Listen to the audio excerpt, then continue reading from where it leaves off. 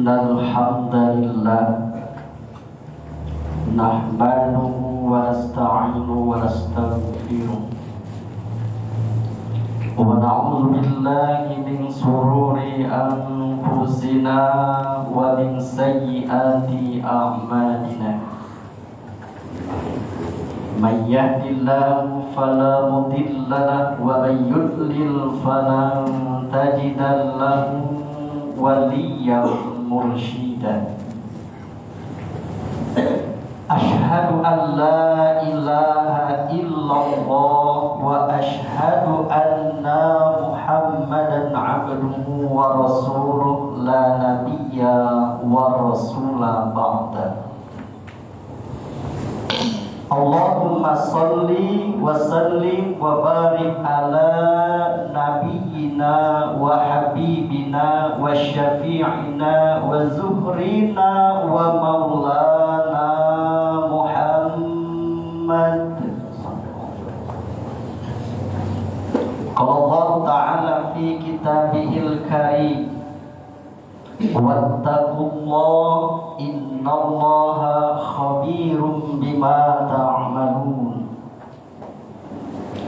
Wa qala Rasulullah sallallahu alaihi wasallam, man dalla ala khair falahu mithlu ajri fa'ilihi amma ba'd.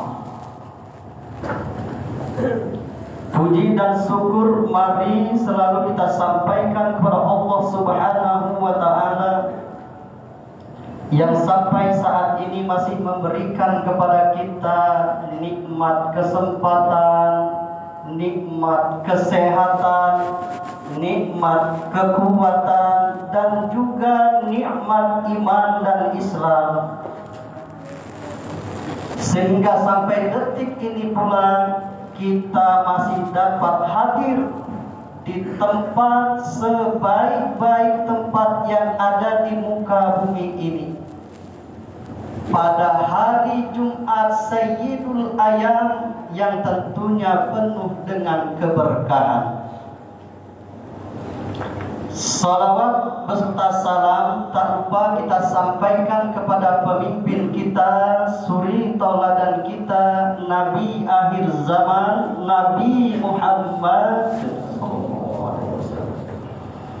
Mudah-mudahan kelak di yaumil akhir nanti, khususnya kita yang hadir pada kesempatan ini, tergolong sebagai umat beliau, diakui sebagai umat beliau, dan mendapatkan pembelaan dari beliau. Selanjutnya khatib tak lupa berwasiat kepada kita semua, mari kita tingkatkan ketakwaan kita kepada Allah Subhanahu wa Ta'ala dengan mengerahkan seluruh potensi yang ada pada diri kita, melaksanakan semua perintah-perintah Allah dan menjauhi larangan-larangan Allah. Hadirin sidang salat Jumat yang dirahmati oleh Allah, mari sejenak kita konsentrasi menyimak, memahami dua ayat di dalam Al-Quran, di dalam surat Al-Mu'minun ayat 1 dan 2. Bismillahirrahmanirrahim. Qad aflahal mu'minuna alladzina hum fi salatihim khashi'un.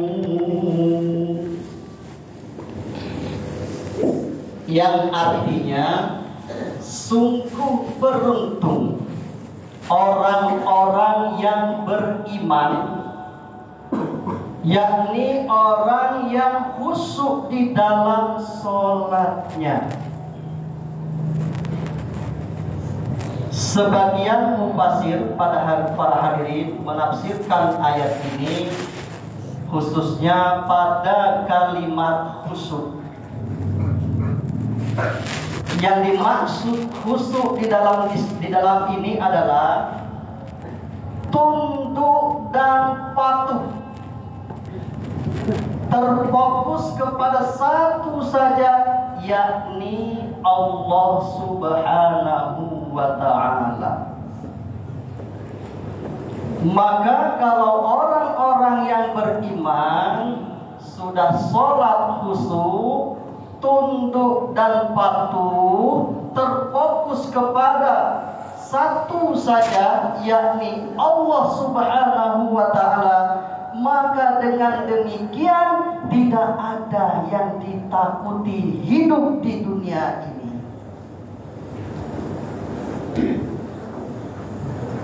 Ketakutan diantaranya adalah ketakutan kematian. Bagi orang yang beriman sudah khusyuk di dalam salatnya, tentu tidak akan takut dengan kematian. Mengapa?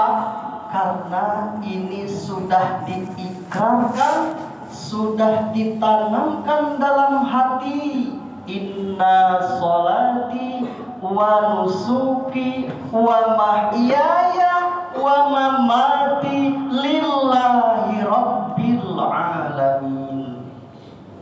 Salatku, ibadahku, hidup dan matiku, kupasrahkan, kuserahkan kepada Allah Subhanahu wa ta'ala. Dan bagi orang yang beriman, kematian itu sendiri adalah suatu kepastian. Anda suka atau tidak suka, kematian itu pasti datang. Anda siap belum siap, kematian itu akan pasti datang.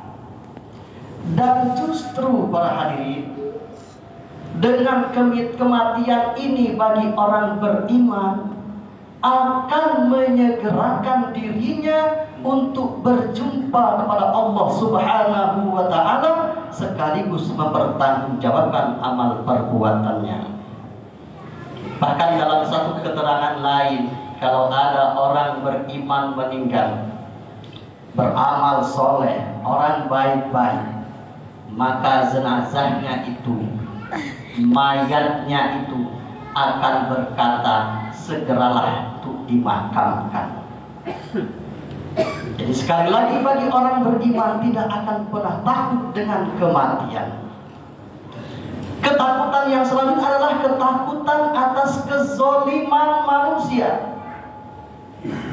Bagi orang yang beriman tidak akan pernah takut atas kezoliman manusia. Seberat apapun kezoliman itu, sebanyak apapun kezoliman itu, sedahsyat apapun kezoliman itu, bagi orang yang beriman khusyuk di dalam salatnya, maka hal itu bukan jadi suatu ketakutan. Mengapa? Karena manusia ini berangkat dari asal yang sama diciptakan.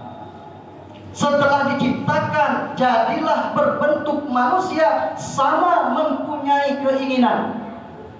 Kalau ada manusia yang satu lapar, maka pasti dia makan. Kalau ada satu manusia haus, maka pasti dia minum. Kalau ada satu manusia yang lelah, pasti dia beristirahat. Lantas apa yang harus ditakutkan atas kezaliman manusia? Apalagi para hadirin, kalau orang beriman itu